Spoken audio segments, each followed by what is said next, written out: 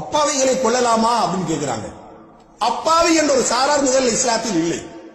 ஒருவன் முஸ்லீமாக இருப்பான் அல்லது காபிராக இருப்பான். இஸ்லாம் மனிதர்களை இஸ்லாம் குஃபுர் என்றுதான் பார்க்கிறதே தவிர அப்பாவி பொதுமகன் ராணுவம் என்றெல்லாம் பிரிக்கவில்லை. ராணுவம் உடுப்பு போட்டால் அவனை கொள்ள வேண்டும், உடுப்பு போடாதவன் பொதுமகன். அப்படியா? காபிராக இருந்தால், ஜிஸியா செலுத்தவில்லை என்றால், முஸ்லிம்களுடன் ஒப்பந்தம் செய்யவில்லை என்றால் இது அல்லாஹ்ட பூமி, அல்லாஹ்ட அடியார்கள் எல்லோரும். ரப்பு நமக்கு குர்ஆனில் இட்ட கட்டளை, ஜிஸியா செலுத்தாத அவர்களை கொள்ளுங்கள். கண்ணியமிக்க சகோதரர்களே, இந்த வாதத்தை அப்பாவிகளை கொள்கிறார்கள் என்ற வாதத்தை ஊதி பெரிசாக்கி இதை பரப்பியதை யார் என்றால் சியோனிச விரோதிகளிடம் கூலி பெறுகின்ற மீடியாக்கள் தான். இதை யாவும் வச்சுக் கொள்ளுங்கள். மனிதர். ஆறாவதாக ஷேக் உசாமா அப்பாவி பொதுமக்களை கொலை செய்தார் அப்படின்னு சொல்றாங்க.